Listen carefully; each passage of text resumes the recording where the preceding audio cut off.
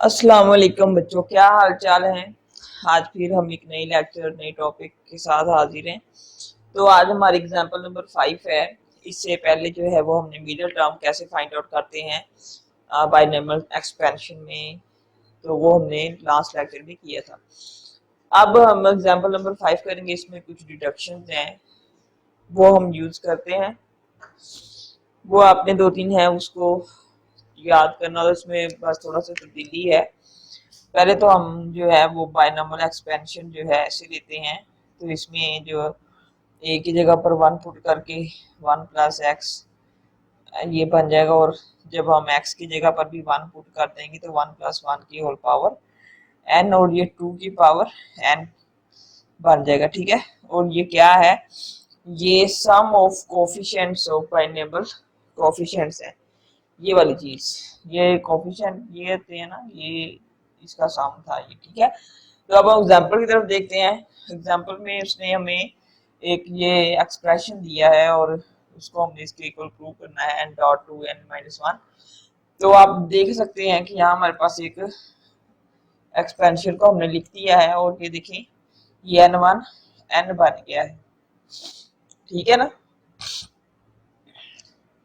और बाकी भी हमने ओपन किए हैं। तो एन का फैक्टोरियल ये एन सी आर, आपको पता है ना, ये एन सी आर है। तो आर की जगह पर टू है, एन सी थ्री है, अप टू सोन एन सी एन। आपको पता है कि एन सी एन जो है वो वन के बराबर होता है। तो यहाँ पे हमने इसको ओपन किया है, ये वन ये एन आ जाएगा, ये n into n minus one two का फैक्टोरियल, मतलब कि ये हमने इसका फैक्टोरियल ओपन किए हैं। ठीक है, तो ये चीज हमारे पास एंड तक चली जाएगी, एन डॉट वन, ये एन एन फिर वन बन जाएगा। एन सब में मुश्तरक आ रहा है, कॉमन आ रहा है, तो इसमें भी एन, इसमें भी एन, इसमें भी एन, इसमें भी एन, एन बाहर आ जाएगा तो यहाँ पर वन बच गया, n minus one plus into n minus one into n minus two over two का फैक्टोरियल प्लस अप टू सोन वन तक चला गया। ठीक है,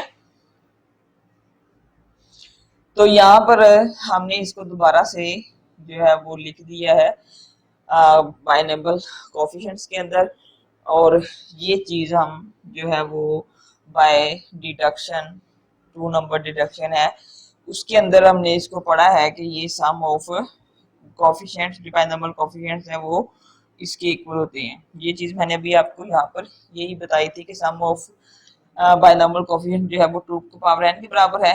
इसमें हम लास्ट टर्म को देखेंगे तो एन माइनस वन है, इसलिए यहाँ पर भी ये एन माइनस वन है। ये एग्जाम्पल नंबर 5 कंप्लीट हो गई है। नेक्स्ट जो है वो हम एक्सरसाइज करेंगे 8.2।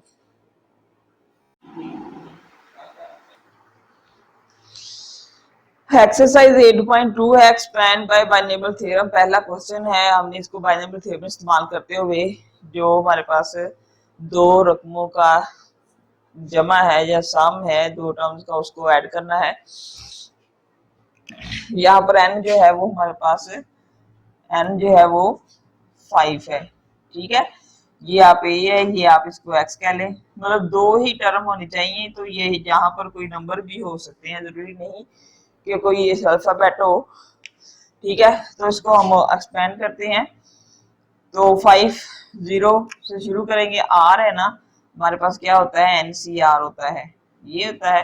तो आर को हम जो है, जो एन होता है जीरो से लेकर यहाँ पर एन 5 है तो 5 तक वेरिएट करते जाना है, लेकिन एन जो है वो वही फिक्स रहेगा। ठीक है, और इसी में हम मिडिल टर्म्स और जनरल टर्म भी निकालते जाएंगे।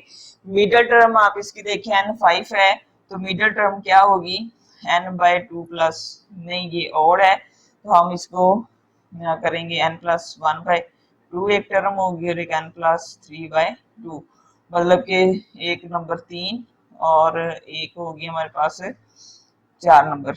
ये दो टर्म हमारे पास मिडिल टर्म बनेगी, मिडिल टर्म की बात हो रही है। और इसके बाद इसमें से हम जनरल टर्म भी निकाल लेंगे। ठीक है, चले जी शुरू करते हैं हम।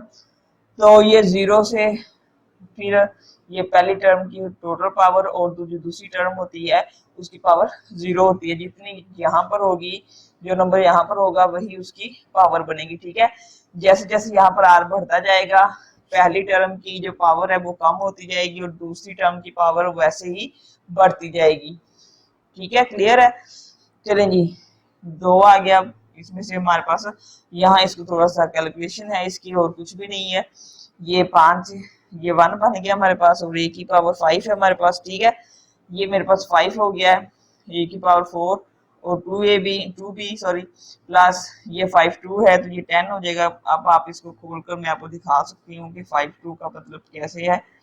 5 का फैक्टोरियल ओवर 2 का फैक्टोरियल और 5 माइनस 2 का फैक्टोरियल, तो 5 3 4 3 2 1, तो ये 2 1 और ये मेरे पास 3 है, 3 2 1, ये कैंसिल हो गया इसके साथ, ये 2 2 4 और ये 5 2 10 हो गया, ठीक है। तो ये एक्सपेंड करके लिखे हुए हैं, और ये भी 10 हो जाएगा इधर से, ठीक है, क्योंकि ये चीज यही बन जाएगी जो जहाँ लिखी हुई है।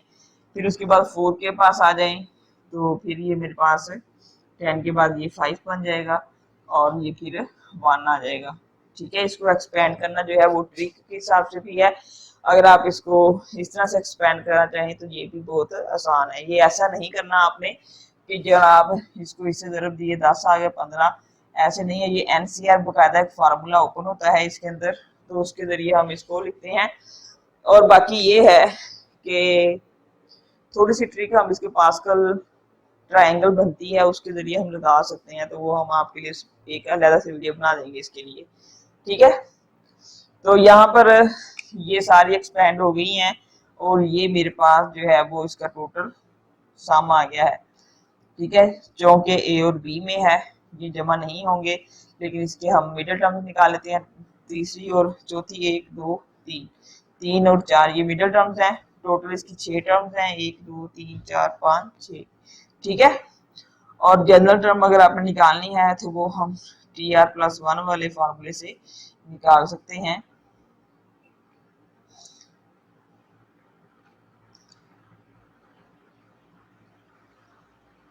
ठीक है।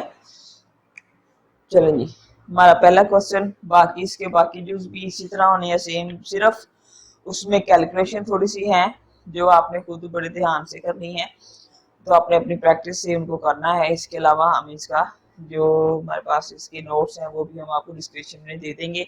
आपको किसी बात की समझ ना आए तो आप हमसे पूछ सकते हैं, और हम आपको इंशाल्लाह से पूरी बताने की कोशिश करेंगे, ठीक है। Calculate bye binomial theorem 8.2 exercise हमारे पास, इसका क्वेश्चन नंबर 2 है। हम पहले 1 का 1 यूज किया, बाकी आपने प्रैक्टिस करनी है। अब हम 2 क्वेश्चन का 1 यूज कर रहे हैं, बच्चों वाला क्वेश्चन है, और ये छोटी क्लासों में भी हम जो है वो इसके लिए यूज करते रहे हैं इसको, स्क्वायर और क्यूब के लिए, ठीक है। तो यहाँ हमने एक ऐसा पेयर ढूंढना है जो 9.97 के इक्वल हो। तो हमारे पास सबसे अच्छा और सबसे बेहतरीन पेयर यही है 1 माइनस 0.03 का क्यूब, ठीक है। तो इसको हमने बाइनोमियल एक्सपेंशन के जरिए खोल लिया है। जैसे जैसे आर जो है वो बढ़ता जाएगा, एन जो है वो कम होता जाएगा, तो आप देख सकते हैं ये हमने एक्सप्रेशन को ओपन कर लिया है, ठीक है। कैलकुलेशन रह गई है अब हमारे पास। कैलकुलेशन में आप देखें, बड़े ध्यान से करनी है। 30 मतलब एन जो है वो 3 है, आर जो है वो 0 है, तो 1 आएगा यहाँ पर। 3 1 1 3 आ जाएगा, 3 2 में भी 3 आएगा, और 3 3 में 1 आ जाएगा, ठीक है।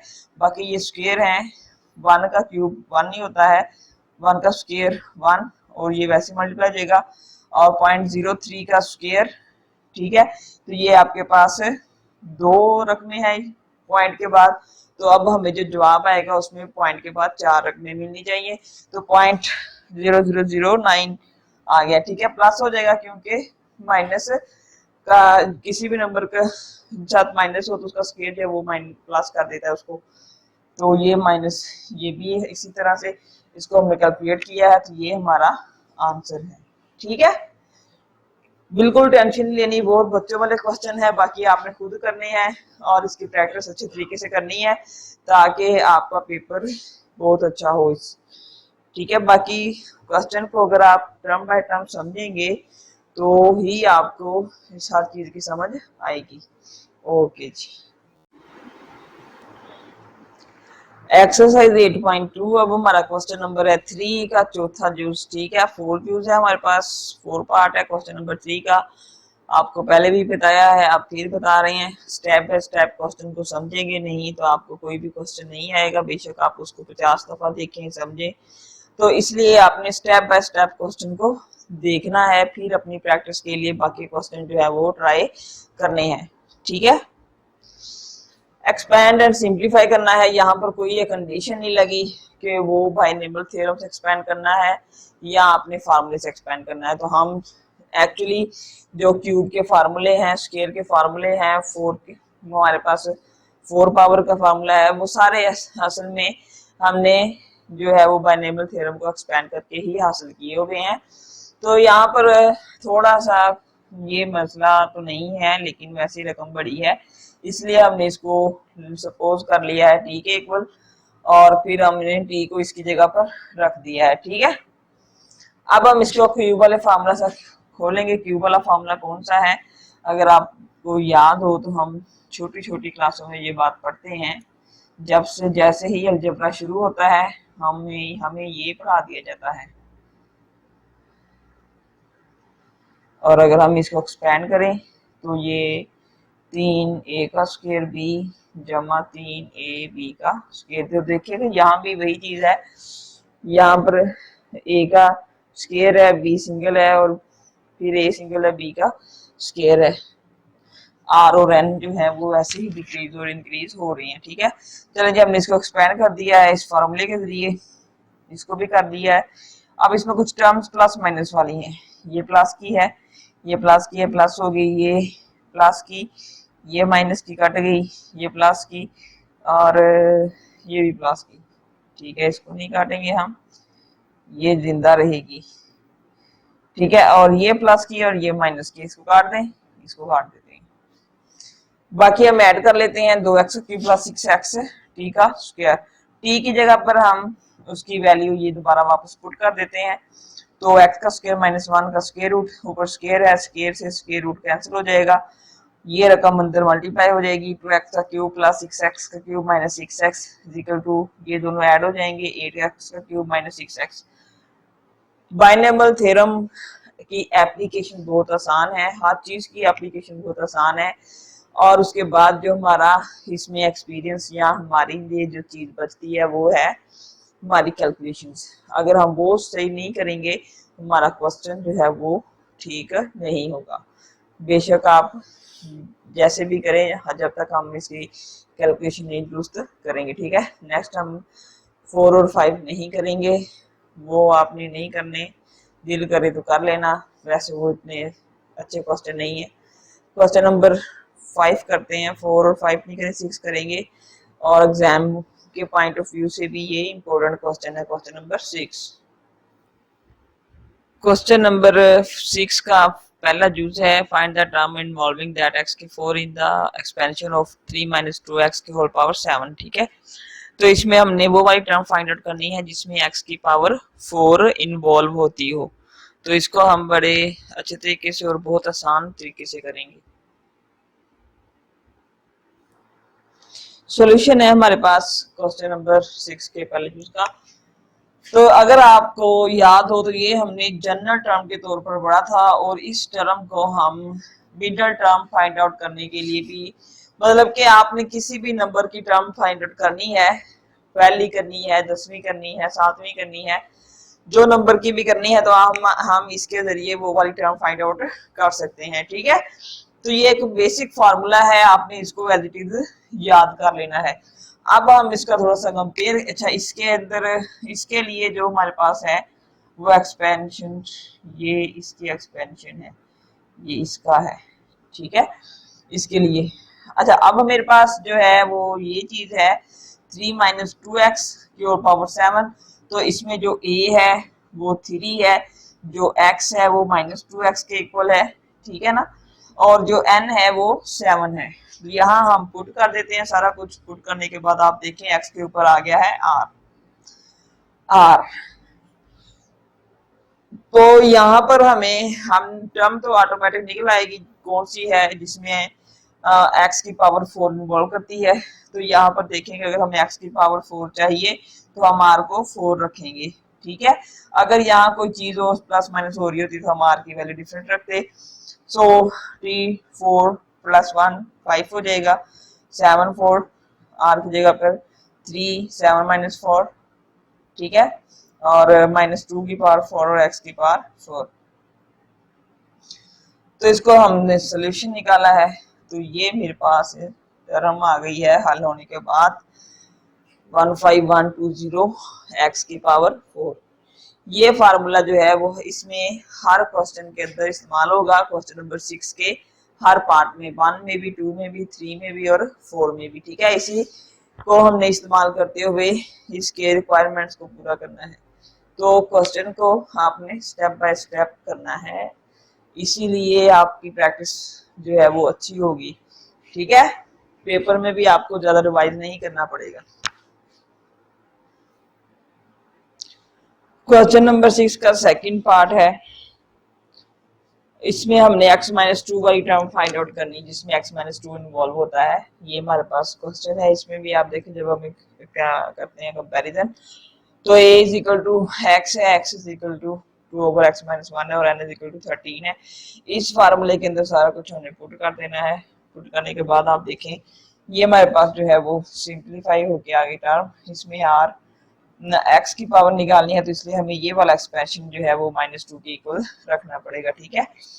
अच्छा जी, अगर आप हम इसको ये हल किए बगैर देखें तो 13 - 3r -2 कब बनेगा, जब r की जगह पर 5 रखेंगे तो 5 × 15, 13 में से 15 माइनस होगा तो -2 बच जाएगा हमारे पास।